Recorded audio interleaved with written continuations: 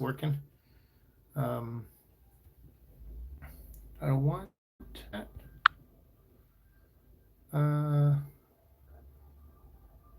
Yeah, I'm good. I'll bring the chat up over here on the computer. That way I can read it better. Otherwise, I'm going to be like, what does that say? Because I'm an old man now. Hello, everyone. Whoever pops in. If you're watching later on, thank you for being here. Thanks for spending for most of you, because when we started the Venom vlog, I had about 500 or so, maybe 600, close to 600 subscribers. And those were people that either knew me from Harmontown or like some of my Transformer reviews or some of the early variety stuff I did on the Seek and Destroy show, where I would just talk about toys, movies, random stuff. And I think where we really hit our stride on this channel was with the Venom vlog, and we pulled in over 2,200 new subscribers during the course of that show. And some of it was from people on Instagram who were like, "Hey, I actually never followed you before, and I wanted to, and now I'm finding your channel." So there's a lot of growth has come. What's up? Hey, VCXZ. A lot of growth has come during the course of doing the Venom vlog, and so the last 4 years with all of you, for most of you who have been watching, it's been amazing. And those of you who've been longer than that, I think it's been 6 years or so since I've been on YouTube, since I created my first video. I want to say I did it in 2015. I think that was the first time I uploaded something to YouTube. I've had a YouTube account since 2010 or 11. No, 2011. I think when I got back to Los Angeles, post ANEURYSM, I think is when I got my account. And so I've been watching YouTube stuff for the last 10 years or so. But as far as becoming a content creator on it, it's been about 6 years now. And sorry, I'm trying to find my video, and I'm not finding it. So let me just search for my stupid name. There we go. So if you're coming in and you have any more comments, I'll get to them in 1 second. Here we go. There it is, because I can't see the chat right now. I think I saw VCXE pop in, and that was it. Thank you for the 3 thumbs up. I can't tell. I mean, I guess if I go into my studio, I can see if I get downvotes, but I don't often go into this. I go in the studio a lot on my phone, and from there I have to click a couple things to see what downvotes are. So I haven't really been paying attention, to be honest with you. Normally, I'm way more engaging when it comes to interactivity on the channel. For a while now, I haven't been feeling well, as you guys know. If you've seen any of my posts or my Instagram stuff too, I haven't been doing too well. So my interaction, I know, has been a lot less, and I apologize for that. That's why I wanted to do this live tonight, so we can just kind of bullshit, talk, catch up. I'll read some of the comments here in a second, and then also talk about Spider-Man, the multiverse. We got our first look at the new Miles Morales movie, Across the Spider-Verse Part 1, which I'm so excited about. I just didn't have the energy when the trailer loaded. I think it was yesterday when it went up, to do a reaction on it, and then I was like, well, let me just watch it, and I'll make a bet with myself. If I wake up tomorrow and I don't have any memory of today, this was yesterday, I'm like, if I wake up tomorrow with no memory of today, then I'll do a reaction, because I'll probably forget that I laid here in bed and watched it. But when I woke up today, I could still remember yesterday. So I was like, okay, that's fate telling me that just talk about it on a live stream. No one really cares to see a 40-year-old man react to a cartoon. So I prevented you guys from having to check that out, to just be nice to me. Tom says, hey, Seek, how's it going? I'm doing well, Tom. How are you, my friend? Hope you are well. Superior Venom says, hello, Superior Venom. Hello, what do you think of fan-made poster of... oh, dude, your Twisty, your art was awesome. I saw that on Instagram, I think, yesterday, I think it was. Awesome. Great work, man, as always. Hey, Andy Babak, what is up, brother? Your idea of a multiverse Superman movie is amazing. I think they should get all over that. If I worked at Warner Brothers, that would be the first project I would greenlight, would be a multiverse Superman film. For sure. That would be awesome. Although I feel like the multiverse thing is going to get really played out real quick. But hey, while we're in the bubble of it, might as well embrace it, because we may not get another... We'll burn out on it eventually, and people get tired of multiverse stories for sure. So yeah, better now than later. Tom says also Venom 3 is confirmed by Amy Pascal. Was she really? Did it? You probably see Halo on in the background. I am obsessed with Halo, and whenever I don't feel good, if you follow me on Twitch, I've been doing some playthroughs of Halo the multiplayer, but mostly without chat, no headset on. I have a headset, you can see it from the TV right there, but I just haven't had the energy to both play the game and talk. And like I said, I fatigue out really quickly a lot lately, and I just have a lot going on. So you can see me just do random playthroughs. Maybe some of that footage, I've been recording some of it and saving some of it. And maybe you'll see it on here at some point with me talking over it. I don't know. I go back and forth on what I want to do with this channel, because now that we're kind of wrapping up a lot of Venom stuff, yes, if Venom 3 gets greenlit, I will try my best to cover any Venom news, but I will not do it as often as I used to. You'll probably get I'll wait till the end of the month, and all news that comes out in that month, we'll probably just do a live stream and talk about the whole month worth of Venom stuff. And that's where I feel like probably the future of Venom vlog will be for now. At least that's my plan, but my plans always change because I always forget what I commit to or come up with. So we'll see, obviously, but that's great if it's greenlit. I mean, it's a success. It's nearing 500 million. If you remember back when leading up to the movie, like the week before, and then even like the week after its big opening, it made like what, $90 million here in the US, and almost 200 million worldwide. I was saying that it'll probably, without China, end around between 400 and 500 million. But then I thought, well, it may actually go past 500 million. I think right now it's around 482 million, somewhere around there. So my prediction was pretty spot on. I figured China would be worth about 150 to 200 million dollars. So without it, it wasn't going to get near what the first movie made, sadly. But I did hope for $1 billion. I hoped that China would release it and it would reach $1 billion, but it was wishful thinking. But still, it's without a major release in China. That's what it's making right now is fantastic. So that's great. Seek, I just found you on YouTube. Hey, what's up? Huge biffing mock. I like your name, and I'm loving everything you've done. Wishing you good luck and good health, my guy. Hugh, I appreciate that, man. I'm sorry we're just now meeting. I will. Like I said, I'll try to keep things going where I can. I actually have like four or five videos that I pre-recorded. I think 2 or 3 of them are audio only, but I'll put some visuals to the stuff, obviously. I have a Chillers episode I recorded like 2 or 3 months ago. I think back after, when did I do that? I think I recorded Chillers Part 1, took a month off, and then Chillers Part 2 and 3, I recorded back to back, and I just never released Part 3. So you'll at least get that from me. You'll get another Symbiote Spider-Man video from me. I may just do all of the Peter David stuff in one video, I'm thinking.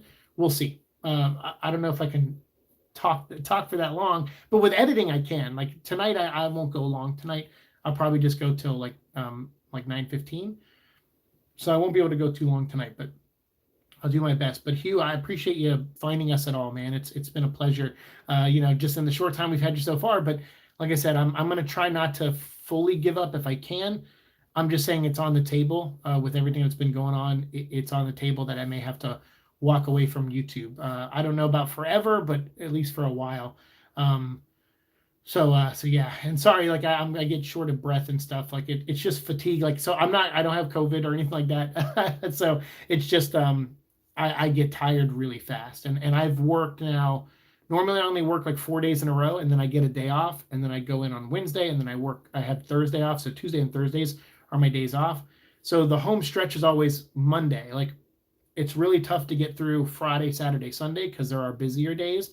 And then Monday usually is slow, and so it's hard for me to push myself to the end of the day. So I've now worked 4 days in a row, but I work tomorrow now, which is unusual for me to work a Tuesday. But I work a half day tomorrow, and then I work Wednesday. So I literally will just have Thursday off. So I'm definitely I'm tired as all hell for sure.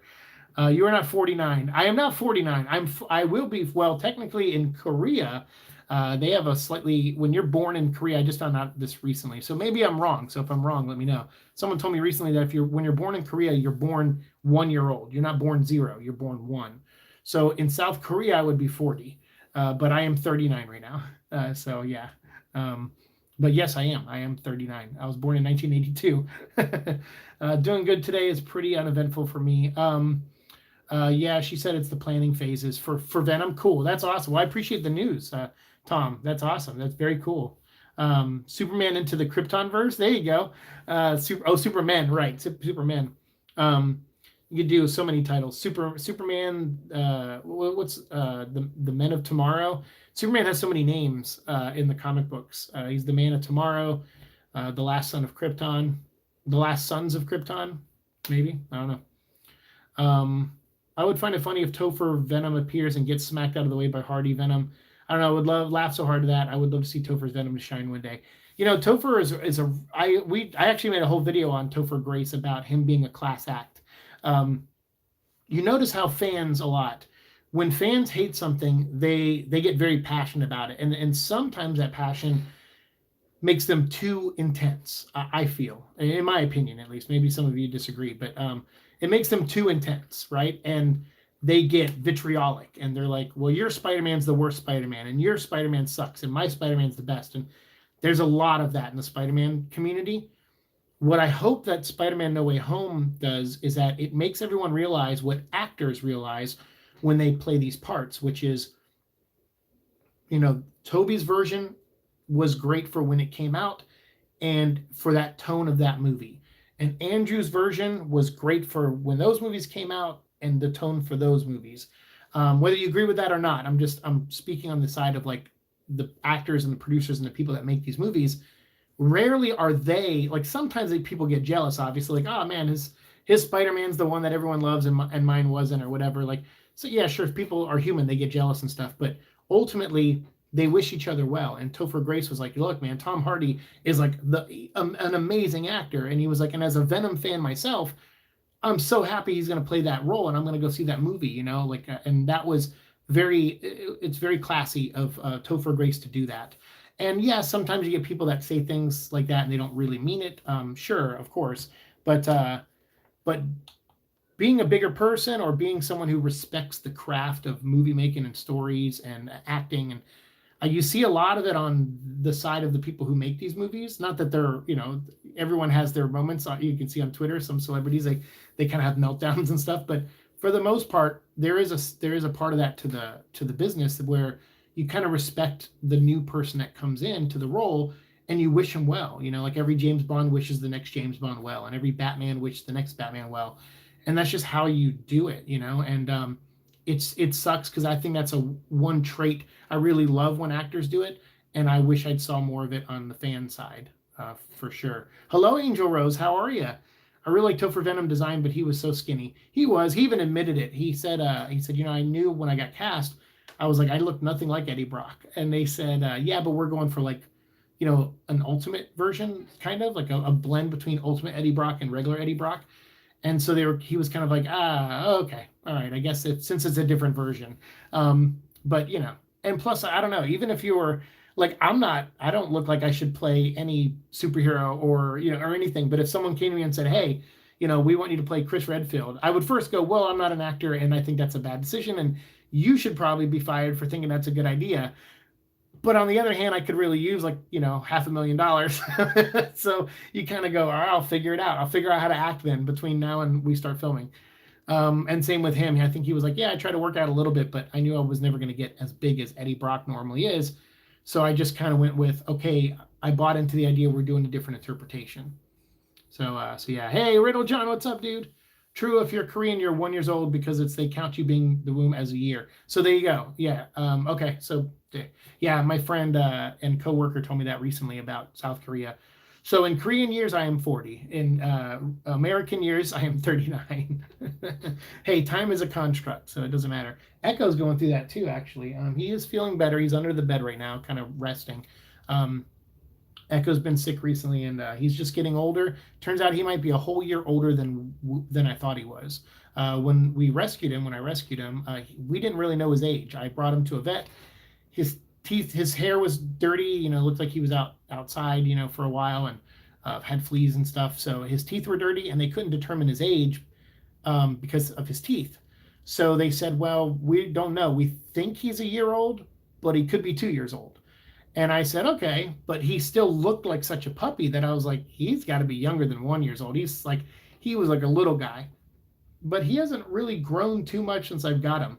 And obviously that's typical. I mean, like, he's not a big dog by nature anyway, but when I brought him to the vet this last time, his teeth, I brush his teeth sometimes. Like once I heard he had bad teeth, I was like, no, like, because that kind of runs in my family sometimes. I actually have pretty good teeth for the most part, except I have a hole in one of my teeth on the bottom row. But otherwise, I've never had a cavity or anything like that. Other than whatever this, maybe I have one now. I just don't know it. But Echo, I was like, no, he's got to have good teeth. Like my son's gonna have good teeth. So I made sure he got good teeth. So when we took him in this last time, they were like, and he's been to vets since then, but I never really thought about asking about his age. But they asked me like, how old is he? And I said, I think he's like about 11 now. I got him 10 years ago. I think he was about 1 when I got him. And they were like, he may actually be closer to 12 because of the way his eyesight is. He's losing his eyesight, his joints, the way that he's having pain in his joints. Walking is getting tougher. So we used to take like 30-minute walks when I take him to the bathroom, like 20, 30-minute walks. After like 15 minutes, he kind of tuckers out now. And sometimes he gets so tired I have to carry him home. So we don't take long walks anymore. Which is a bummer because that was like a good source of exercise for me. And because they tell me like with back pains and shoulder pains and leg pain, like stuff I have, they're like, it's good to walk every day. And I'm like, oh, good. I walk like an hour a day for 2 major walks with my dog. And then sometimes I get a 10-minute, like we walk probably 4 or 5 times a day. I'm talking on work days. When I don't work, we might walk like 6 times a day. But I walk them once in the morning, go to work, come home, walk them again immediately, then walk them again like around 9. And then if I'm still up around midnight, I'll walk him for a 4th time. So on average, he gets 4 walks. And so total all that time up, I probably walk for like an hour and 15 to hour and 20 minutes usually. But now our walks are like under an hour. If you count all 4 or 5 walks, it's less than an hour now. So Riddle John says, oh God, I'm 31. I was just getting used to being 30. Don't worry about it. It's funny. I don't feel, I joke, like, oh, I'm getting old. I know that's not true. 39 and 40 is not actually that old. Especially when you count like infinity, which I do. So I'm like a speck, like 40 years is a speck on this planet, and in existence. But to me, my stuff is exasperated because I have the other health issues. So some days I'm like, oh my God, I really feel like 40. And then other days I'm like, well, I actually feel pretty good. And I think this is how normally I'm supposed to feel at 40 or as I'm nearing 40. But then some days I'm like, But then I've had other 40-year-olds tell me, or people that are older than me, like 50, and they're like, nah, you're just at the beginning stages of actually being 40. They're like, some of those pains may actually be the beginning of what you'll experience, moving forward. And I was like, funny. Possibly. I told someone once, an older guy, he said something about getting older, and I said, well, getting older is a privilege, and he looked at me and he goes, you don't know what the fuck you're talking about, young man. I said, you know what, maybe I don't. I certainly don't know it from experience. I just I heard someone say that once, and I was like, yeah, I guess it is. I guess every day is something, and this guy was like, no, it's not. And I thought that was funny coming from like someone who was like 75 or something. FCX says, forgot to comment on the video, but sorry, the Ari movie wasn't good. Sounds like mashing up Ari 1 and 2 caused more plot problems. Few zombies in City, tons of zombies in Mansion. That movie was a catastrophe. I made a note. Unfortunately, I still remember that night, so I haven't really forgotten the movie. Although it is a forgettable movie, so I don't know if I could go. I'm glad I recorded. I think the night I saw it, I recorded both my spoiler review and my non-spoiler review, and I put them up like a week apart. And I'm glad I did that, because if you asked me to review it now, I wouldn't be able to pick anything. I don't remember it, but not like how I normally forget things. I remember going to the movie that night with my friend Nate. I'm pretty sure, unless I'm thinking of another movie we saw together recently. But yeah, the movie sucked. The movie was bad, like on every level, from a creative, like a technical, writing, plotting, pacing level, bad. I think the actors did the best they could with what they got, and I think all those actors could have done good, or could have done a good job or a better job in a movie that was better written and a little bit more character focused.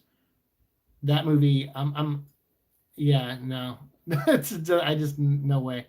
Hey, what's up, Decimus? How's it going? I haven't been here in a while. You're looking healthy. Feeling better lately? I'm glad I look healthy. I actually really I shaved, so I look like I look like fat Logan sometimes. I've been like, my face, my hair grows, it's gray, it's getting gray, so like you see like little patches here, but when it grows out, there's like gray whiskers like flowing through. I'm starting to get gray templates like Reed Richards up here. My hair was all scraggly, I was looking bad, and I said, if I'm going to go on and make a few more videos before I wrap the show up and stuff, like I should probably clean myself up.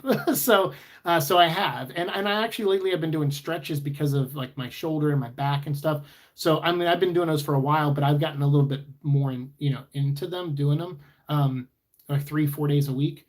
So I'm trying to stay healthy as I get older and at least look like I'm holding my shit together well. But again, like looks, I do that. Like my mom is like, why do you project such a positive image when like, doesn't that take even more out of you, in your health? And I said, probably, but I would rather people see me and go, wow, hey, he's looking pretty good, than see me and go like, because the thing is, I don't like pity, and I don't like people to worry about me. So and I talked about this actually.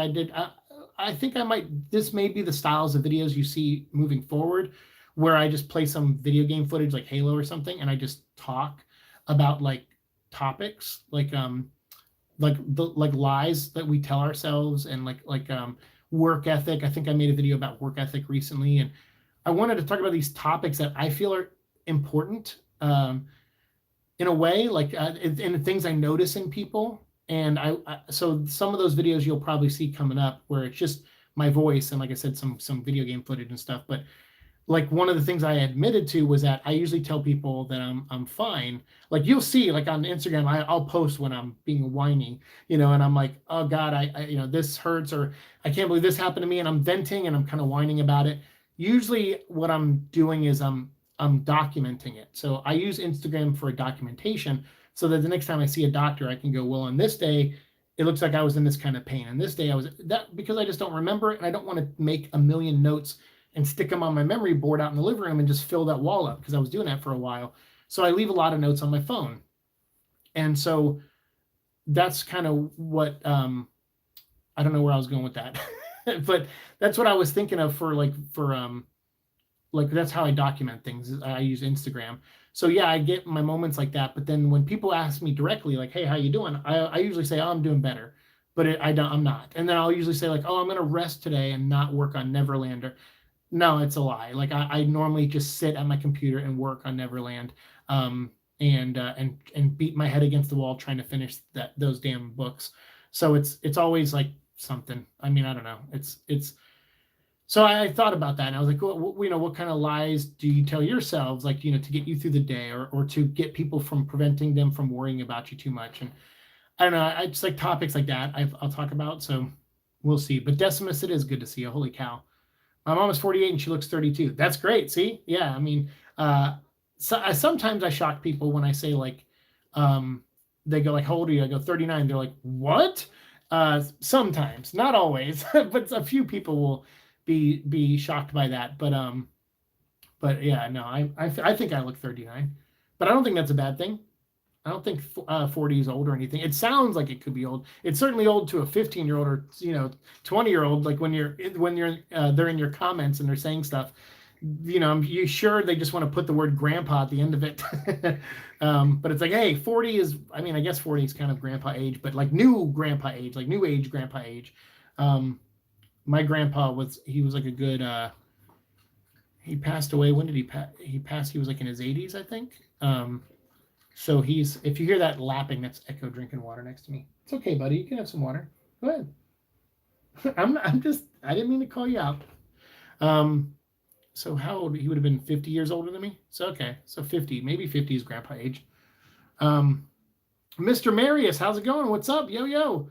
When I see it, I thought it was good, but the more I dwell on it, Leon sucks and Lisa Trevor was incredibly disappointing, Tom said. Oh, for RE? Oh my God, you ain't kidding me. You are not kidding. Lisa Trevor is one of my favorite monsters in Resident Evil, and she comes from the remake. She's not even like an OG monster. She's one of the newer remake editions, and I was so excited to see her in this movie, and I heard the movie was going to be like kind of about her, and Umbrella creating the T-virus from her, her DNA and stuff, and kind of like the video games did, where they perfected the progenitor virus through her and were able to create the G virus strain kind of from a parasite that they pulled out of her.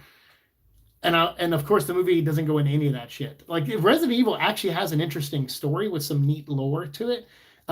Yeah, they're not always great on character at times, especially in the early games where you're just, walking around shooting zombies. But that's because in solving puzzles. But that's because they want you to, imprint yourself onto Jill and Chris or Leon and Claire as, like your personality traits on top of them. So they're kind of like a vessel for you to enter that world, which makes complete sense. So you kind of want them to be a little blank slate-ish so players can kind of infer things and imprint things on them. So for the movie, you need to add whole characters to them, which they tried to do in the movie. They just did a really bad job at it.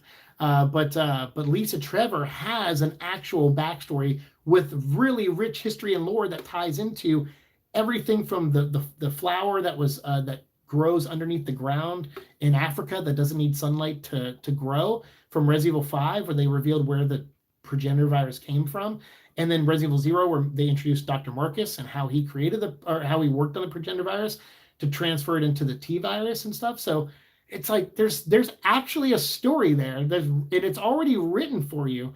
These filmmakers and these producers and stuff, they are. This year, I got to see Mortal Kombat remake and a Resident Evil remake. Paul W.S. Anderson, who I'm not a big fan of, made the original Mortal Kombat and the first Resident Evil movie, right? And those were decent films. Like the first Mortal Kombat, I still don't know if I've seen a video game movie better than it to this day, to give Paul W.S. Anderson some credit, and that's a PG-13 version of a rated R mature game. And it still holds up to this day. It's still a fun watch. And then Resident Evil, the first one, I still don't like those movies, but the first one's, that's before it went apeshit and became awful, right? In my opinion. So to get both of those movies remade in 1 year and for them both to suck, when they had all of them, they had the other movies to look at and all the games to really, even more games than the first movies had, to formulate a story from or be inspired from. And it seems like they just hire the worst people to make these movies. People who say they're fans. I'm like, maybe we should just stop hiring fans to make these movies. Maybe you should find someone who isn't a fan of Resident Evil so they can look at it objectively and get a outsider's point of view on it, and maybe talk to a couple like hardcore fans of what really matters. The problem is sometimes you get hardcore fans and they'll say, well, what matters is Leon has to be white and have blue hair and or blonde hair, and then Chris has to be in the Air Force and or whatever, and has to have a green vest, and Wesker has to have sunglasses. And it's like, to me, that's not the important stuff of Resident Evil. Those are the elements that are the templates for the avatars that players get to walk through that world through. So they're not as important to me.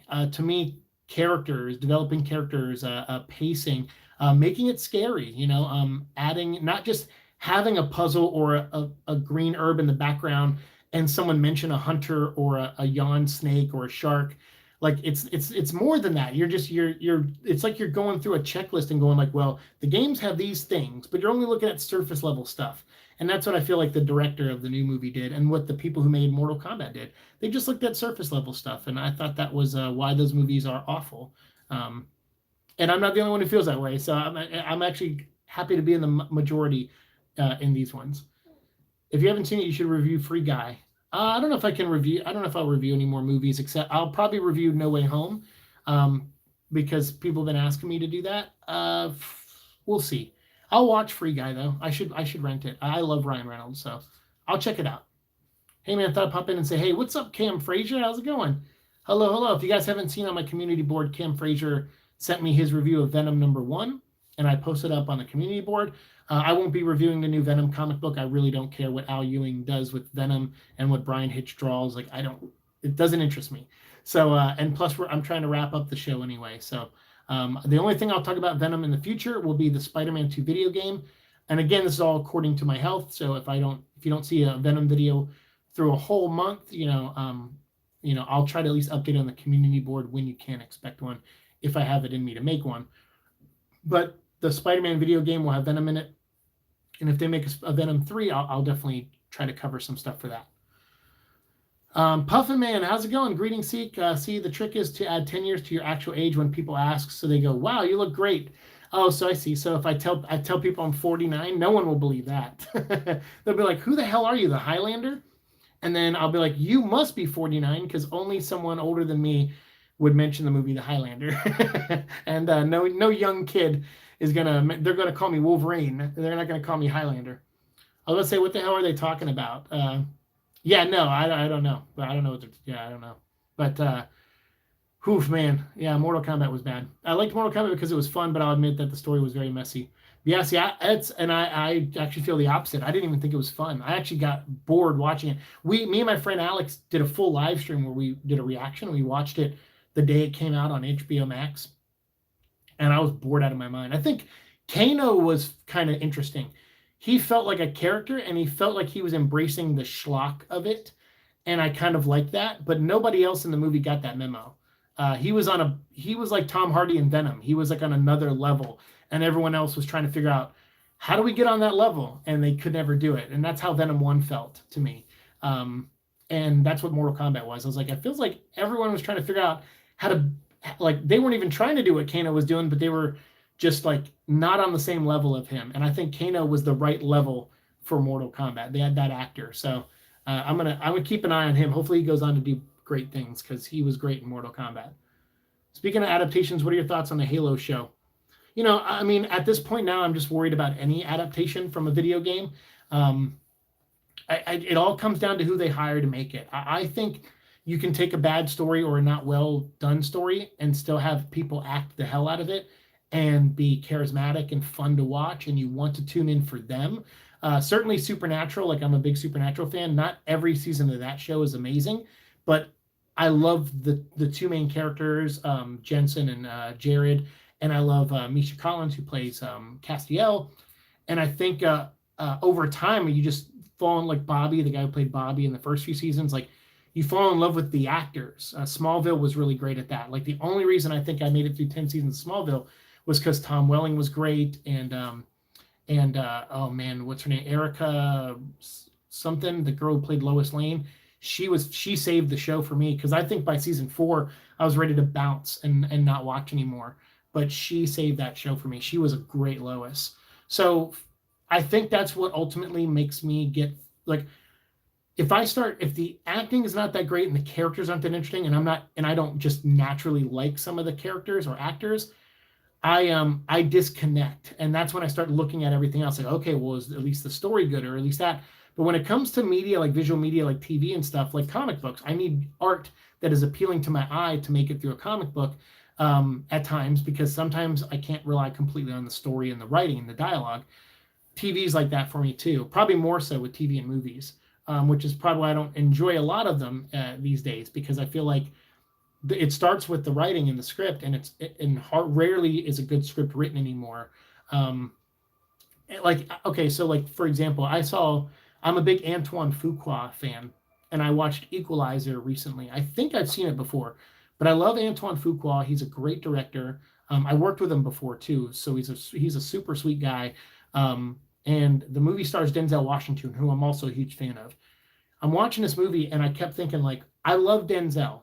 He is and all the bad guys in it are like really well done, really well cast. They're real despicable people, right? And when they get their comeuppance, you root for it because it's like a Punisher movie. He's running around like just taking people down, and I was like really into it. It's a 2.5-hour movie, and it's purely a character story, slow paced, but great action at times, and I really liked it. But my criticism of it was that Denzel's character is a little too perfect. He can speak different languages. I mean, I know he's like a spy, whatever, who's killed and worked for the government, and now he faked his death, and now he's kind of living, as a normal person, working at like a Home Depot or something, and everything. But he's got like charisma. He's funny. He can make great jokes. He very smart. Like, he has a lot of things going for him, and normally you wouldn't have that many. Sorry, my nose has been itching lately with the weather change and stuff. So, but normally you wouldn't have that much going for a character. You would have some flaws, maybe his jokes aren't good jokes. So that is what alerts people to like, okay, he's faking this. Like he's not really, he's too charismatic in some scenes when a character like him probably shouldn't be. And I don't know, there's a lot. And he cares too much at times when you think a character like him wouldn't care, and he knows the right thing to say at right times. And, and he like takes time out of his day to like help someone become a security guard. And it's like, he's too nice and super and amazing and awesome and doesn't have any flaws. And he's just great, and I kind of was like, okay, that sucks. That's really shitty. He needs to have more, he needs to be more than that.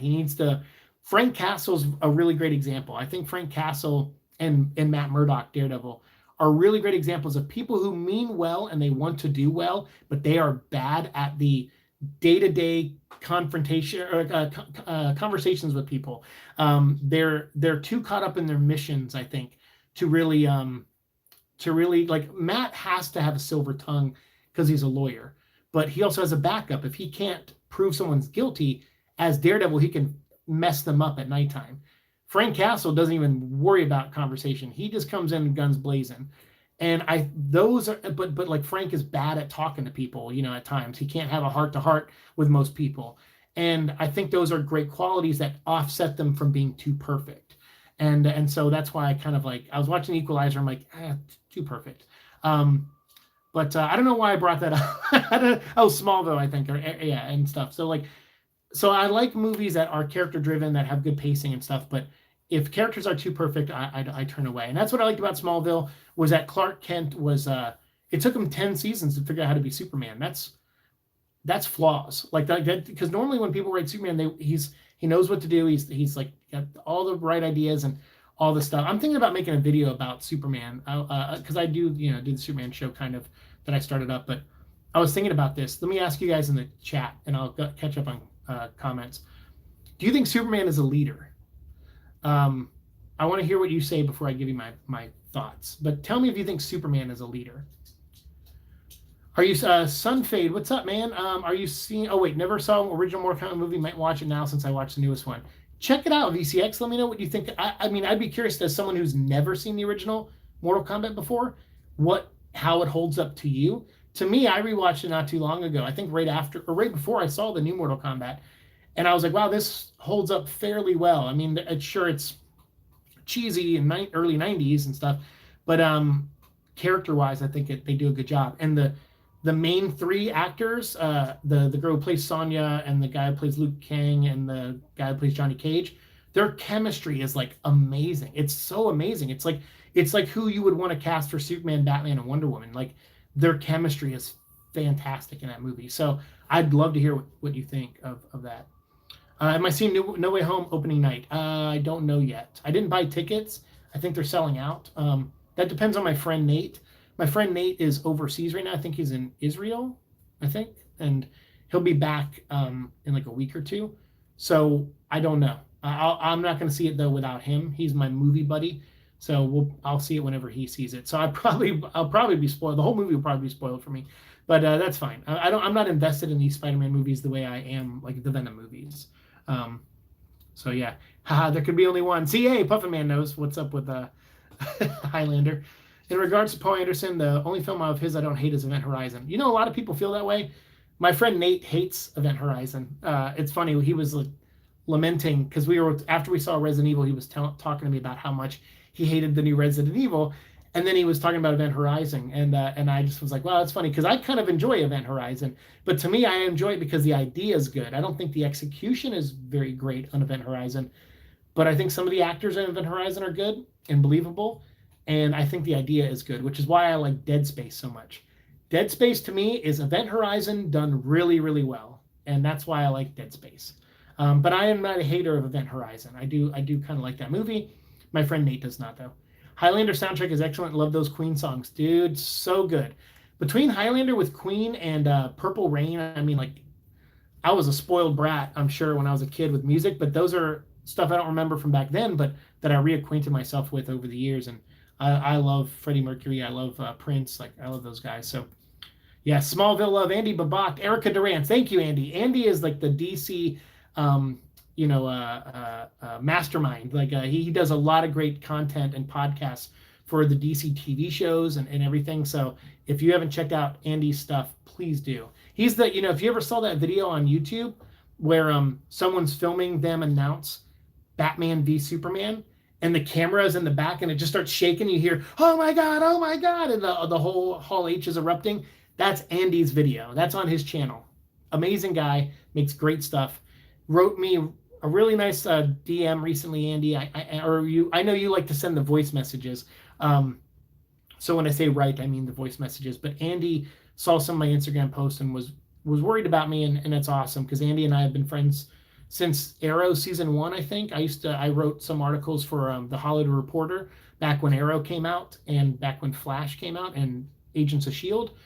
And I was covering some of that for a friend of ours, Leslie, who works over there, and they offered me that chance to write those things, and it was cool to see my name not only on Hollywood Reporter's website as like a specialist, comic book specialist, but also in a printed copy of that issue of Hollywood Reporter, which I have a copy of. I kept she brought me one as a gift. So Andy wrote me said some really sweet things to me, and it made my whole day, Andy. I just want you to know that. Sonic 2, I'm very excited for, and Mario sounds interesting. I'm so excited. So Sonic, I'm actually not a huge Sonic fan, but that movie was a lot of fun. And the fact that studio listened to the fans, postponed their movie so that the animators had time to fix things, and then really made Sonic look like Sonic, blew my mind. And that franchise will forever have my support, because rarely do I see companies listen to that. When they get that amount of negative feedback, most companies plant their feet and go, screw you. Like, what's that Captain America phrase that from Civil War where he's like, no, you move, or whatever, that stubborn mentality. And yeah, stubborn mentality helps sometimes, but I mean, there are people out there that want these things to be great, and it's not just for them, right? Like, I wanted Resident Evil to be good because I wanted new Resident Evil fans. Every time like a new something comes out, a new version of something we love comes out, even if I don't like it, like Man of Steel, if you go back when I used to be on Facebook, I'm not on there anymore, obviously, but when I used to be back on there in like 2014 or something, or 13, whenever Man of Steel came out, I used to get in arguments all the time about Superman, and I was like, people would say their opinions, and it would trigger me, and I would go comment, and then I'd post mine, it would trigger them, and they'd come comment, and we would yell at each other over Superman, who's a character I love, but not to the point where I should be losing friends over him. Superman, if he was real, certainly wouldn't want that. And so I started thinking, like, look, I started seeing this rise of fans come. I was working at Top Cow Comics, and I think we were having a meeting about Witchblade. And so we took a break, and me and my supervisor, the guy who was running Top Cow, Matt Hawkins, he took me, him and Mark Silvestri were like the owners of Top Cow, I think.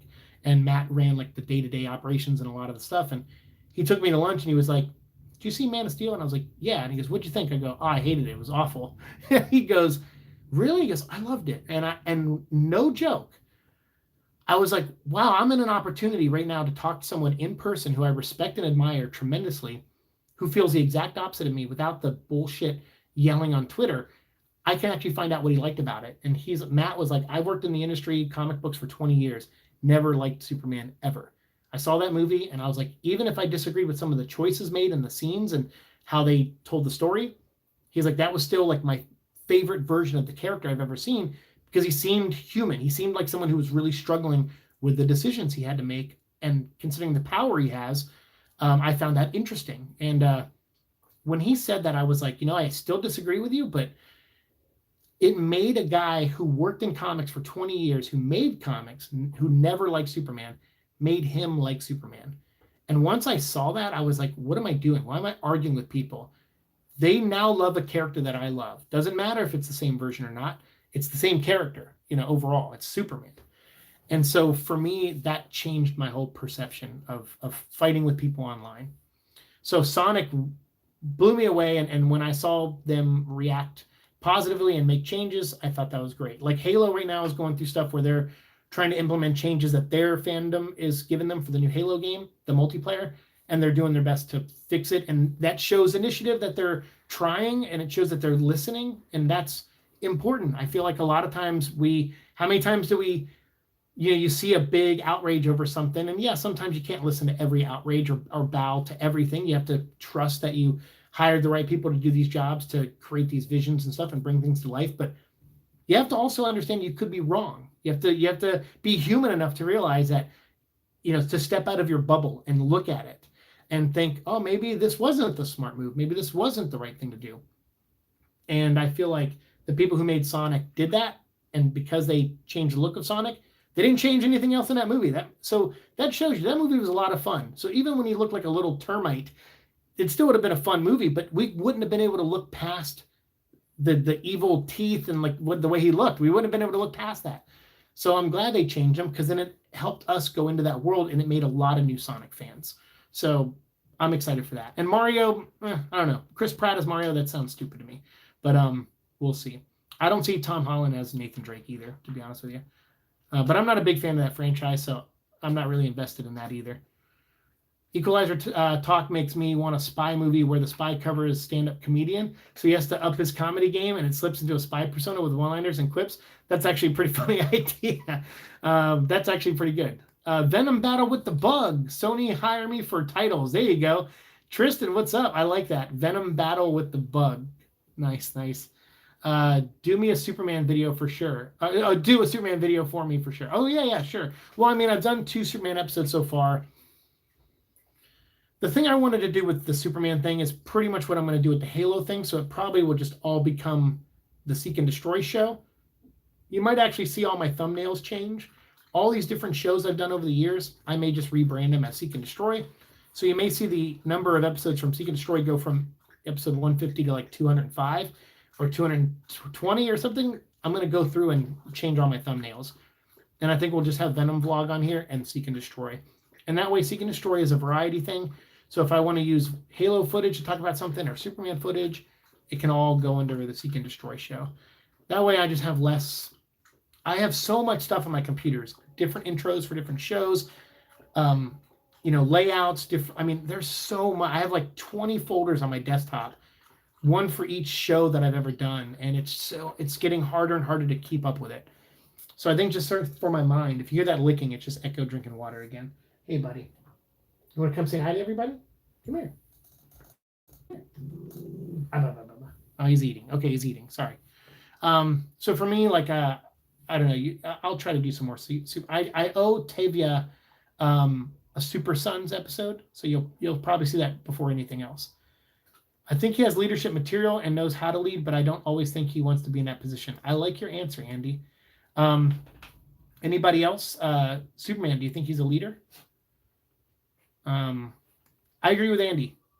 I actually 100% agree with Andy. I think Superman knows how to lead and could be a good leader, but I don't think he is a leader, and nor does he want to be. I think Batman's a leader. Wonder Woman is definitely a leader. She is literally an ambassador between man's world and Themyscira. That's a leader position. King Arthur, Aquaman, that's a leader. He has, every decision he makes represents an entirety of people. Superman, I don't think, speaks for humanity that way. I think people imprint that on him, and that's something he has to deal with, right? But I don't think he thinks he does that. I don't think he thinks about himself as representing the best of humanity. I think he's just trying to be helpful. Like I love, what's it, Christopher Reeve, or there's a line where someone's like, I just want to be a friend. Like, I'm a friend. I think that was in one of the Jeff Loeb Superman books for all seasons, maybe. And they put that in the new Superman show, the Superman and Lois show, which is great, by the way. From a character standpoint, some of the episodes are written kind of bad with the villains, but it doesn't matter. Character, all the Kent life on the farm is fantastic. Oh, you're amazing. We have been friends since late 2012, I think. Oh, wow. It's been almost 10 years. Look at that. That's awesome. That's very cool. Well, it's been a pleasure this whole time, Andy. You've been a great dude. Mortal Kombat 2021 is my favorite. Really, Tristan? No, that's shocking. I guess it's not, because we have this saying in comics, when I used to work in comics, they would say every comic book is someone's first comic. And that's the same for movies and TV. Every show, every movie, it's someone's first movie, and they're always going to love it. But even some, it's just taste. Mortal Kombat 2021 is most likely not your first movie, but something about it hit your tastes, like your personal tastes. And sometimes we overlook, and I've admitted this on my show, there have been times where I will overlook technical things because I just enjoyed something. And that's what movies and escapism and TV and comics should do.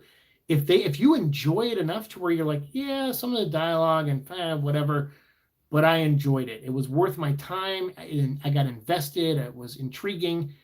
That to me is a win, a big win. And I don't see a lot of that nowadays. But then again, I'm a jaded old shit, so maybe that's it.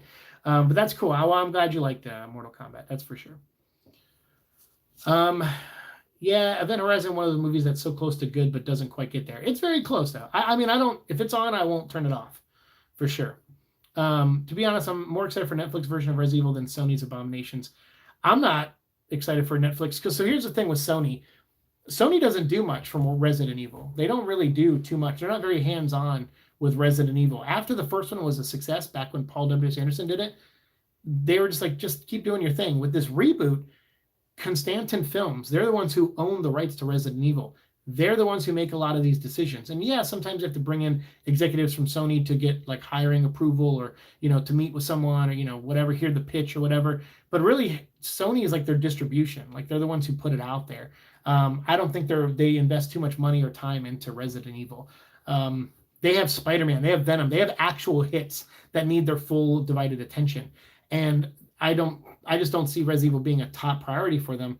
And I think that's also why this new movie was bad, was because no one was really supervising a guy who shouldn't have been hired in the first place to write and direct the movie, in my opinion. But the new Resident Evil show, it has one of the showrunners from Supernatural doing it. And that's fine, although he did some of the later seasons, which I'm not a big fan of the episode-to-episode writing of. Of course, I love the characters, so that's why I kept watching the show, but some of the writing was really bad in those last seasons. So to me, I'm not super pumped for that. But I don't know, at least it's a completely different take, right? So maybe it'll have something going for it. We'll see. The guy who's playing Wesker, the story doesn't sound like a Wesker story to me, so I'm not super pumped for that. But the guy playing him is a great actor. So I'm willing to see what it's like. I'll say that. You have to trust that you hired the right people for these jobs. Sure, wish the execs making decisions that DC heard this years ago. The thing is what happened at DC was they wanted to hire Chris Nolan to do Superman after the Batman trilogy, but Chris Nolan didn't want to do it. So he recommended Zack Snyder, which was someone who wasn't even on their list, as far as I know, to even think about hiring. And he's a guy who's only had one real major commercial success, which was 300. But he's made 6 movies, just a lot of them flopped. But then he did Watchmen, and although people like that movie, like myself, I like Watchmen, it wasn't a massive success. Considering it's based off of the #1 selling graphic novel of all time, he thought it would have made $1 billion, and it did not. So the thing is with Zach is he's an acquired taste. He has a fan base that is very passionate towards him, but he, to me, is not a mainstream filmmaker. And he probably would be okay with hearing me say that, because he'd probably be like, you're right. I am artsy when it comes to this. I like, these are the things I think are important for filming and filmmaking. And I love working things out with actors. And he has an approach that works for some of the movies he's done, in my opinion, and not for others. But whatever his I guess the way he delivers his passion or brings his passion to life on film, it hooks some really passionate people, which is fantastic. And so he, I think, ultimately probably was a good choice to do the DC movies, but because there was so many controversial decisions made in Man of Steel that just turned the masses off, is I think what scared Warner Brothers into getting more involved. Warner Brothers is a kind of company that, if you ever watch Entourage, they kind of give you a peek at how some of these studios are run, because Entourage, I thought it was a great show, and it kind of showed you it's kind of based on Mark Wahlberg's life a little bit, but exaggerated big time. and you would kind of see like the people running these companies and what they're like, and they're vindictive and they're scummy, and they're it's just business to them. They don't care about anything personal, except for when you cross them, then they get, you know, vindictive and stuff. And it's interesting to watch that show and then see what happened to Zack Snyder. And I go, well, if you watch Entourage, oh, sorry, I think I lost you for a second. But so the seeds are there. You know, if you watch Entourage, the main character gets screwed. He was going to play Aquaman in a James Cameron directed Aquaman movie, and they kind of Warner Brothers screws him over on the sequel. And that's kind of what happens here, is that once something is as big as Superman, they need that to make $1 billion. It doesn't matter what they spend on it. It has to make $1 billion because they need those headlines. And then all that money they can use to fund their other movies. So when it doesn't hit $1 billion, like, okay, it still did good. So we can still fund the next Superman movie, but we need something bigger with it. We need to sell this thing. So, okay, let's do Batman and Superman because everybody's been wanting to see that. To me, I feel like that was too soon. They didn't earn it. They didn't build towards it organically. They just kind of threw it together. And I think most people didn't care about that at first. They just saw the Batman Superman logo. But then when they saw the movie, again, it was divisive. He makes very passionate choices about the characters, and the mainstream audience, you can sit there and hate them all you want. I see people all the time like, mainstream idiots eating their popcorn and picking their boogers.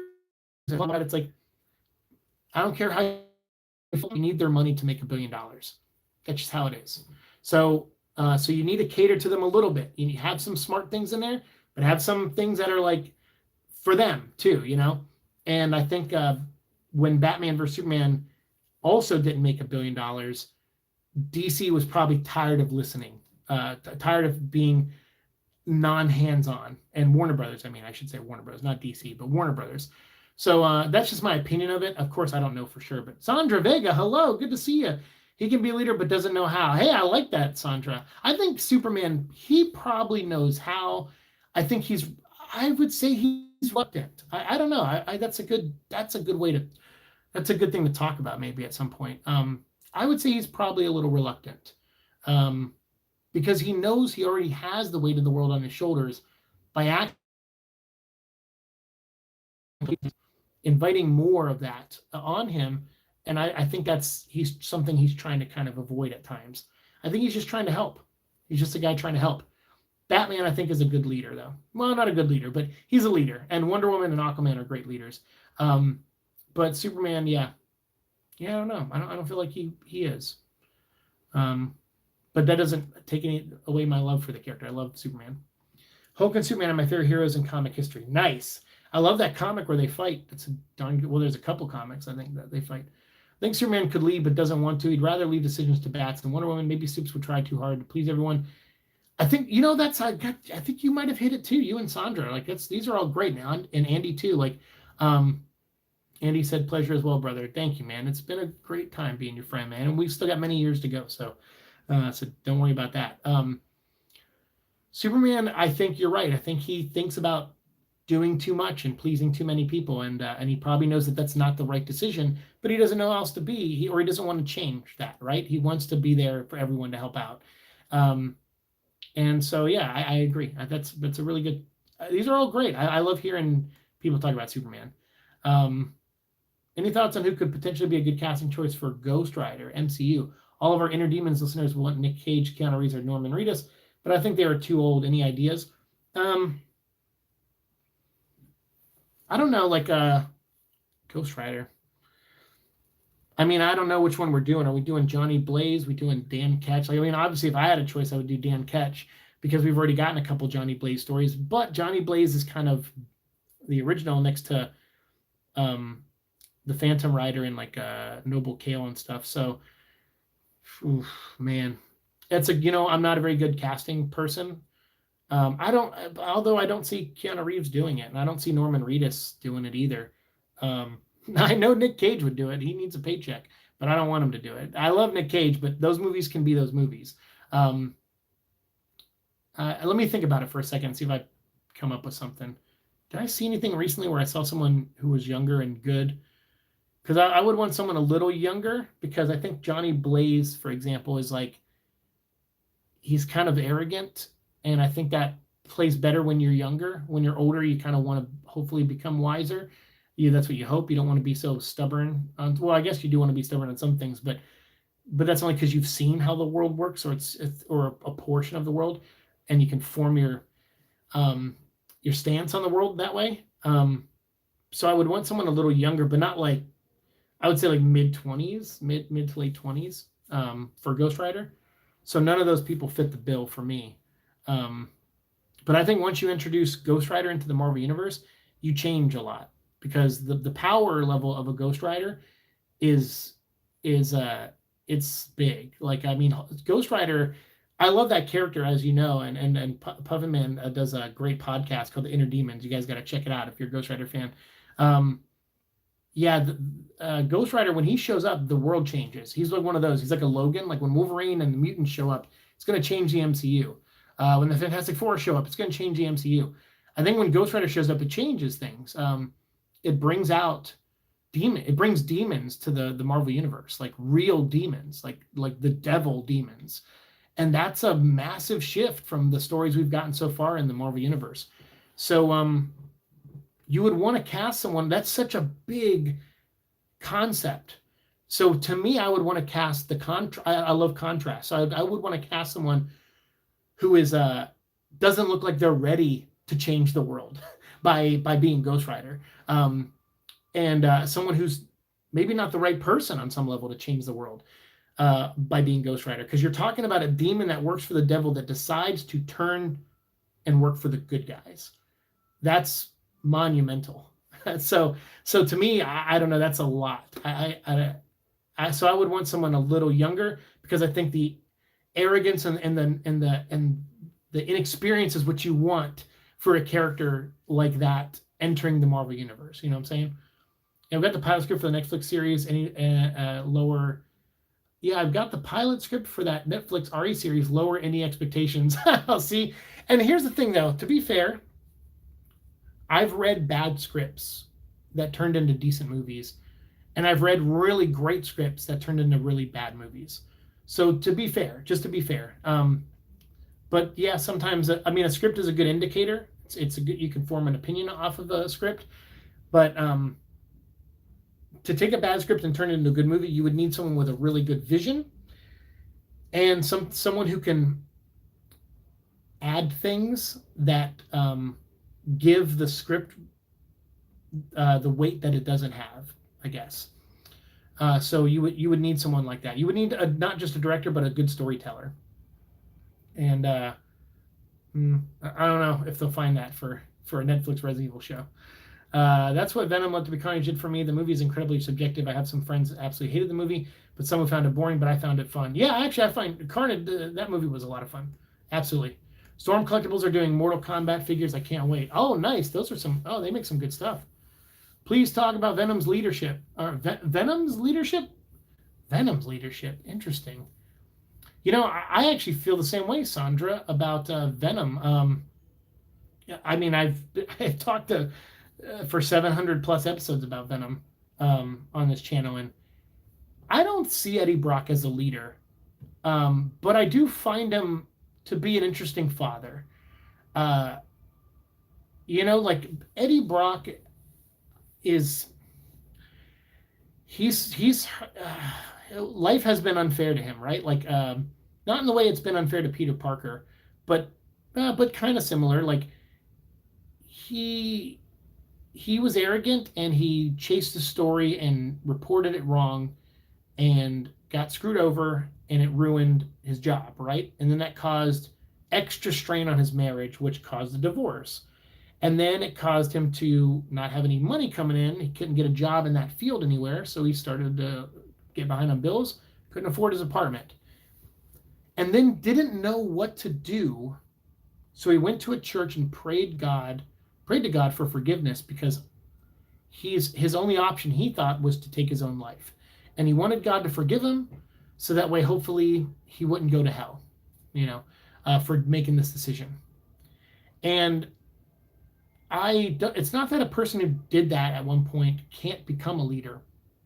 But then Eddie, a couple years later, sold the Venom costume to the highest bidder took that money, donated it to a good cause, and then cut his own wrist and tried to bleed out and die. But again, did not and lived. That's where I connect with Eddie Brock. That's where me and him have been in the same shoes. So like, I don't think of myself as a leader. I don't think I have the qualities. When I think of a leader, I think of Optimus Prime. To me, he's the ultimate leader. But he is also a guy who's just trying to figure it out. And he's a guy that wasn't made for the role, but is kind of told he's the one for the role and has to do it. Reminds me a little, well, I don't want to go that far, but I think that's neat with Optimus Prime. I'm looking at him right now too, so that's why I'm like distracted. I have a bunch of Transformers over here. Optimus Prime to me is a great example. I almost said a prime example. He's a great example of a leader, but also a man who's just trying. I think that's what it's like to be a parent for the first time. You don't know all the answers. It's scary sometimes. You look at this life, right, and you're holding it, and you're like, am I the right person for this job? Can I do this? Am I going to lead this child to become a great adult, you know? And am I going to love them unconditionally? And I think leadership it's hard. So like when I watch the new Superman Lois show, Superman's great in that because he's Superman, right? But he's struggling at being a dad, and it's because he's trying to divide himself and do what VCX said about splitting himself too many places. Eddie's like that. I think Eddie is struggling to be a dad, but that's interesting. I think that's great character stuff for Eddie, and I think it's much needed to progress Eddie into future stories is by making him a father. So I love that. But I don't see a lot of leadership skills in Eddie, which is why when something like King in Black happens or something, when he does rise up and lead heroes to fight back, that's why a moment like that is so amazing, right? Because it's like, this is his chance. He's going to actually, for a minute, lead the heroes to victory. And that's why moments like that matter more when the character isn't naturally built for it. So that's my thought on that. He's a great. He was great in that moment, against Carnage and against Null and stuff. But to me, that's where it should end, for the most part. And he I think needs to do what is pretty consistent with Eddie, which is trying to be a good person. I think that's Eddie's ultimate. They always say there's the never-ending battle. Superman has a never-ending battle against evil. Batman is never going to finish. He's never going to stop crime in Gotham. There's always going to be a Batman Beyond, and there's going to be other characters in Batman 1 Million. There's going to be people fighting this battle forever under the mantle of Batman, but it's going to consistently happen. Humans will probably never find peace with mutants and blah, blah, blah, blah, blah, right? So you got to have, for a lot of your heroes, you got to have a never-ending battle. I think Eddie's never-ending battle is he can't ever be really a good person, but he can get close. And I think that's good enough for Eddie, I think. Tristan says, the only DC shows I like are Superman and Lois, The Flash, Stargirl, and Arrow. I like Stargirl a lot. Arrow kind of lost me a little bit. I got back into it, though, at the end. Flash, same thing. I haven't really watched this new season too much, though, just the stuff Andy was telling me about. But I do like Stargirl, and I like Superman and Lois a lot. Yeah, Black Lightning was good, too. Alexander Skarsgård is Danny Ketch. Which Skarsgård is that? I don't remember. Is that the kid who played... Who's he? Is that the kid who played It? I don't know. I feel like I recognize the last name, but Alexander, or was he did he play like a Viking? I don't know. Is he in Game of Thrones? I don't. I just realized I don't know who that is.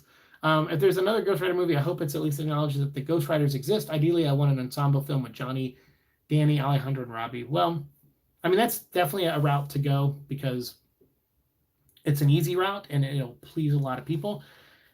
That's what I said earlier. I hope the one thing this new Spider-Man movie does is all those younger fans that fight over who's the best Spider-Man, I hope that when you see, because I'm assuming this movie, if all their villains are in this movie, then the Spider-Man, I haven't been following the leaks or spoilers, so I don't know.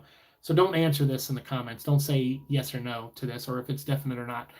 I'm just saying, if all three Spider-Man show up in this movie, I hope what that does is it makes everyone realize how cool their Spider-Man is, and maybe how cool the other ones are in their own way.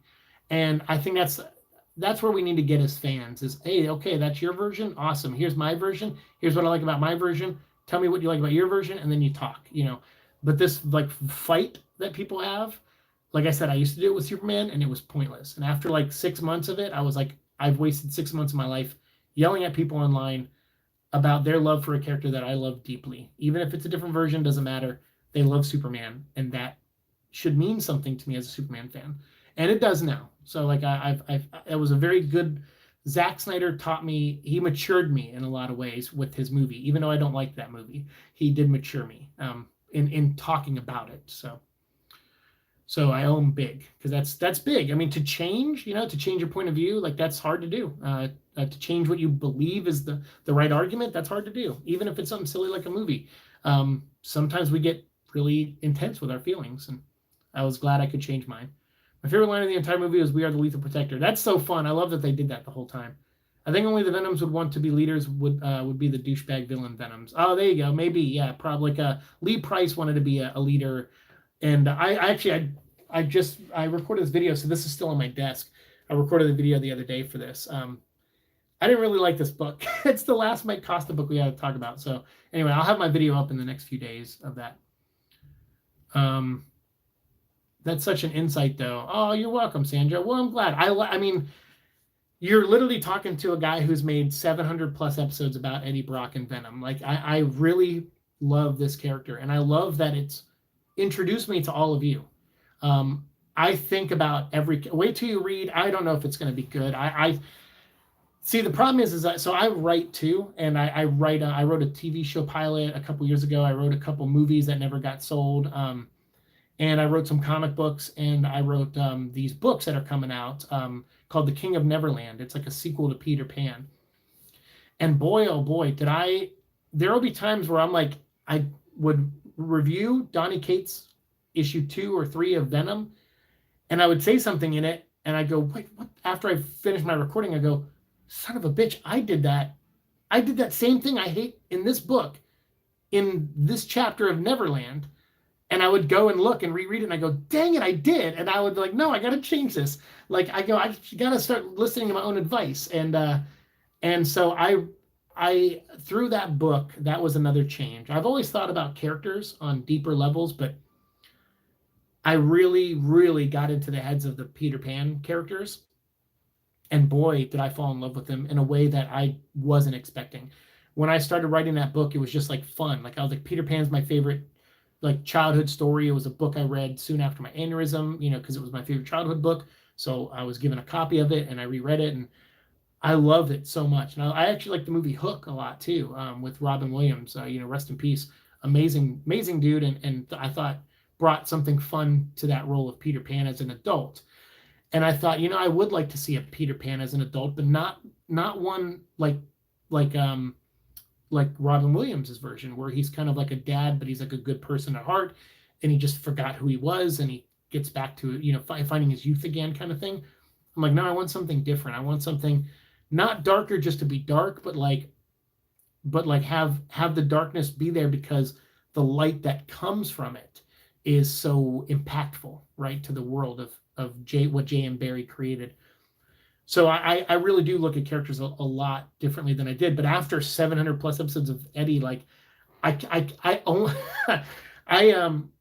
do, like, he's such a part of my life. Sometimes I just think about, I'm like, what's Eddie Brock doing right now? And I won't read the new book for a lot of reasons, but I thought it was funny. Sometimes I think about him. I'm just like, he's because of this show and because of all you guys, like, Eddie is like a part of my life. And because I connect with him on so many levels, good and bad, like, I see a guy who's just trying to do better. He wants so much, not to be loved or adored by everybody. I think he just wants to know that he's doing a good job. It's not like he's looking for validation really or anything like that, because I think ultimately he doesn't care really about other people's opinions for the most part. But I think when he does something good and he knows it, I think that's the feeling he's looking for.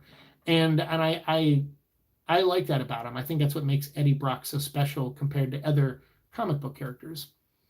Venom could be a leader, but Eddie Brock definitely not. Possibly. I also think the reason Venom likes Eddie is because they're a lot alike. They've both been hurt, and they both deal with being hurt in the wrong ways. So yeah, I remember Angelo Fortunato's Venom. He was killed off real quick. Yeah, he was. He was definitely got killed fast. DP fan. I like Arrow, Flash, Lost Me. I still haven't seen Superman and Lois. Superman and Lois is great. I think it's a great show. True Blood and Tarzan. Oh, nice. I don't think I've seen any of those shows. Vampires and Tarzan. That's cool. Alexander Skarsgård is a brother of Bill Skarsgård, who played. Oh, he's okay. So he's a brother of that guy. Okay. I don't know what's he been in, but man, I haven't watched any superhero shows in a while. Watched Arrow and Flash for a while, but stopped before they ended. Tried Black Lightning, couldn't get into it. I like Black Lightning, but only because it's a little different. Like, for me, like, there's so many superhero shows and content out there. Focusing on one about a guy with two daughters and like have like in a midlife crisis and everything, like I kind of liked that, that approach. But I think Superman and Lois just does it better, to be fair. But I do like that approach to a superhero story. To be honest with you, if someone asked me at Warner Brothers tomorrow, like, hey, would you write one of our characters into a movie? Of course, no one's going to do that because no one at Warner Brothers. I mean, there's a couple people that know I exist, but not to that capacity where they would hire me with no previous major works, stuff that never sold, But hypothetically, let's go down this rabbit hole, and I would say, if I had a low budget movie, I would make Dead Man, and I would make it like The Crow. It would be tonally a lot like The Crow, but it would have like a circus element to it, with like the circus freaks and stuff, and I think it'd be fun. If someone with a budget said, hey man, we'll give you like $80 million to make or $50 million to make a Superman movie, or superhero movie for Warner Brothers, like $50 million, what would you do? I'd probably choose Booster Gold.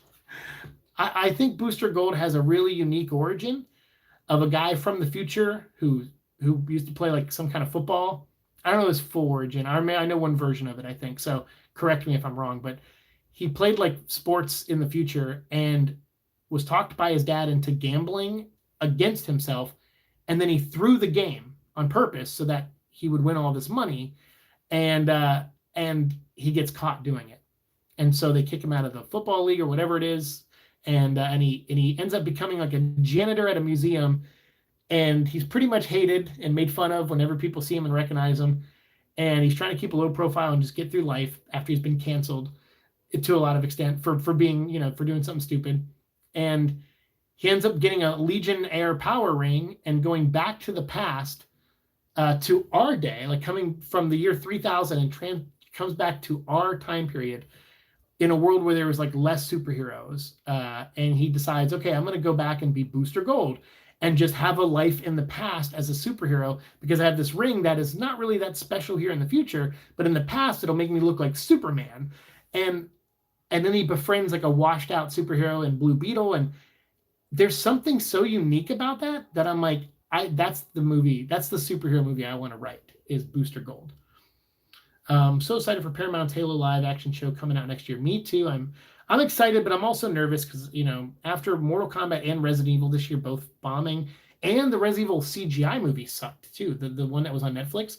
So that's what makes me have even less hope for the live action one. But I don't know. A lot of bad adaptations lately, so I really hope they stick the landing with Halo. And they had some production problems with Halo. They fired like 2 directors or 2 showrunners, and then brought in a new team, and then COVID happened, so they stopped filming, and then they came back. There's been a lot of production problems. The show was supposed to come out this year, and it didn't, obviously, so I'm glad they didn't rush it, though. So I'm glad they're taking their time. Hopefully they get it right. I like Black Lightning too, Sandra says. Nice. Tom, he's in Zoolander. That's all I've ever known from him. Oh, the Skarsgård guy? Oh, okay. I don't know. I don't know. To me, Grant Gustin's is yes. Ezra is sleepy. Yeah. We'll see how Ezra does. That movie, I don't know. We'll see. I have no thoughts on that movie right now, other than it looks unearned once again. Like, Marvel took 3 Spider-Man movies and like 25 regular movies to set up a multiverse.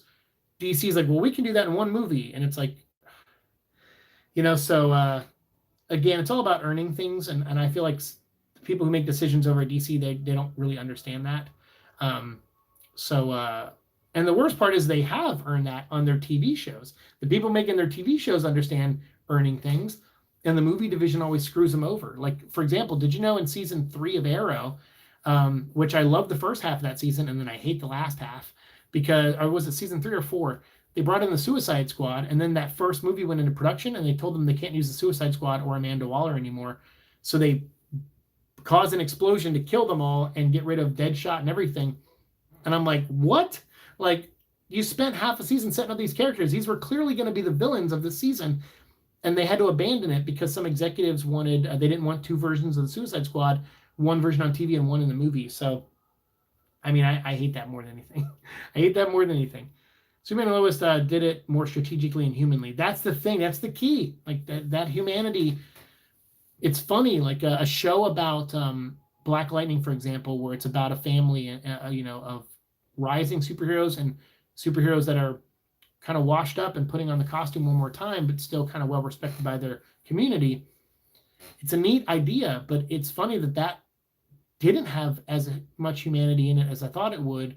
But yet something like Superman, where he's like literally an alien from space, and he has a kid who develops superpowers because he's an alien, that had way more humanity in it. And it just goes to show you that you just need good people on these shows. You need to hire the right people, whether they're big fans or not. You just got to hire the people that really, really, even if it's a take you don't agree with, but they're like, this is the take though, and this is how we're going to build it.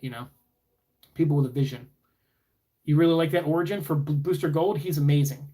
Booster Gold's like a joke. He's just a jackass who has like a power ring, and that's really it. But he's selfish. He's arrogant at times. He's doesn't like to admit when he's wrong. He reminds me a little bit of Eddie Brock at times, but that would be an awesome movie. It would be so fun to do Booster Gold for sure. If I ever did a DC movie, I would do my take on Batman Beyond set in the Nolanverse with Joseph Gordon-Levitt, John Blake, bring Christopher Young to do the score. Oh, Christopher Young from the animated stuff? Nice. That's cool. I'll watch it. I love Batman Beyond. I had a whole wall of Batman Beyond stuff back there. I really like Flash because Andy Muschietti, I really trust him with just wish Cyborg was in it, but you know what happened with that. Yeah, that does suck, that whole Ray Fisher thing. But I'm glad that guy stood up. I don't know the full details. Obviously I heard his side of the story, and you hear the stuff that Warner Brothers puts out through, media or whatever. But, whether there's some stuff I'm like, man, that really happened? Like, that sounds crazy. But it doesn't surprise me at the same time. So I'm glad he stood up. I think that's the hardest thing to do is when you're working a job and you're actually mistreated, to actually admit it to yourself and then admit it so much to yourself that you speak out about it. That is very hard to do because mostly people just go, well, I'm going to lose my job. And Ray stood up, and that shows character, whether you agree with him or not, or whatever you feel about him or the situation, or if you need more details or whatever the case is, the guy stood up when he thought he was wronged. And that's not always easy to do. So, that's why I think the rumored Sandman movie could work because of his humanity. Oh yeah, Sandman's a great character for that. The reason I'm only going to see Flash is because of Michael Keaton, and that's it. That's how I feel. I kind of want to see Michael Keaton in the Batman suit again, but that's a weird thing to say. Like, oh, I want to go see Flash because Batman's in it. Again, it just feels like, oh, we don't want to do a Flash versus the Rogues movie because the TV shows have already kind of done that plenty of times, and we needed something big and something that's worth a $300 million budget. So we're going to get, we're going to open the multiverse and all these things. And yeah, you can do that with Flash. I just think that's weird to do with his first solo movie. We'll see how it goes. Anyway, I've talked for an hour and 20 minutes, so I went about 20 minutes longer than I said, and I'm starting to feel the mode right now for you Flash fans, if you get that reference from Young Justice.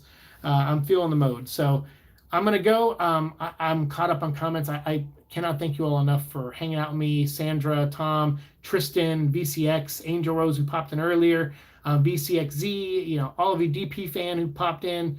All of you, thank you so much. Cam Frazier, Puffin Man, Andy Babakt.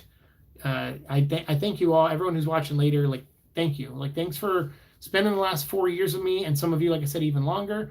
But 4 years of Venom, it's been amazing. 4 years in 1 month, almost to the day, actually. We're 1 day late. But 4 years in 1 month. And we've done 705 episodes. It's just awesome. So obviously, I'll try to do at least one live show my plan right now is to try to do one live show a month, probably near the end of the month. So you probably won't get another one of these again until maybe May. If I can squeeze one in before the new year, maybe I will. But if not, end of January. And I'll try to just do one of these where we just hang out and chill and talk about different things. I'll try to do that at least the last week of every month, starting January. And I don't know what else. I mean, like, there's a lot of stuff I don't share, and I want to keep it that way. So for me, I just your comments have been awesome. I appreciate the support, but I don't want people to worry either. Like I just need less stuff on my plate right now. The books, King of Neverland, have been driving me crazy. I got notes back, and it feels like I have to rewrite the whole book. I don't, of course, but the amount of notes I got was just more than I thought. It was way more than I was ready for, and it made me feel like a shitty writer. Like, it made me feel like I was so sure about this draft, and there's just so many things that don't work. But there's also issues with continuity, which is fine because I just finished the third book recently, so we can go through now and make sure the continuity makes more sense. We probably won't catch everything, but we're doing our best, and I'm going to try to get those books out as soon as possible to the Kickstarter backers first, and then soon after to everybody else, as long as the paper shortage doesn't affect me too much as far as printing, because that's been an issue a little bit lately. Luckily, I won't print that many of these, so it probably won't affect me too much, but that is an issue out there right now in publishing, is printing issues, because there's a paper shortage. So, but I'll do my best, and I'll try to get everything out to you guys, and it'll be nice to put a new book out there to see, after someone who's been critiquing other people's work for 4 or 5 years on YouTube, to hear what people have to say about my work. And I even thought about doing an idea where you guys, either send me a video or make your own YouTube video. If you review the book, I'll send you a review copy. And if you make a video on it, I'll share it. I'll put it on the community board, so that way people can see what you think of King of Neverland. So I'll let you know. It's going to be a while before we get there, but I'll let you know when we get there. I wish it was a solo movie instead of a multiverse movie. Flash, yeah, me too. But all right, take care. Thank you, Tom. Thank you, everybody else. I will see you all very, very soon. Like I said, I'll try to get some videos out to you later this week, some Venom vlogs with Venom Inc., so I can finally put this book back on my shelf. Actually, I can do it right now. I'll probably go do it right now because I've already recorded the episode. And then Chillers Part 3, and there's a couple other videos, a Ben Reilly video I think I recorded, and some Halo stuff, and I think a Superman. So there'll be a couple things, and then I'm going to go back and, like I said, renumber episodes, so I'm going to change a lot of the thumbnails and consolidate everything to just the 2 shows, Venom Vlog and Seek and Destroy. And Seek and Destroy will pretty much continue onward and just be our variety show. So every episode could be about me talking about something different, video game, movie, whatever, or just life stuff. But that'll be us moving forward. And then obviously we still got some Venom content to finish. So I got Venom Inc., we got Symbiote Spider-Man stuff, and then we also have some Gwenom. I want to get into Gwenom. I want to catch up on Ben Reilly because he's currently Spider-Man in the comics. I want to talk about him. And then I also want to do a little bit more with Miles since we got the new movie coming out. And then I definitely want to do something with Spider-Man 2099 for you guys. So it'll just take me time to do it. So you'll probably see less videos next year, but I'll try to keep them coming as much as possible. I'm not ready to give up yet, but just know one day I may have to throw in the towel. And if I do, we'll figure it out then, right? So, all right. Thank you all so much. I appreciate it. See you in the future. Peace.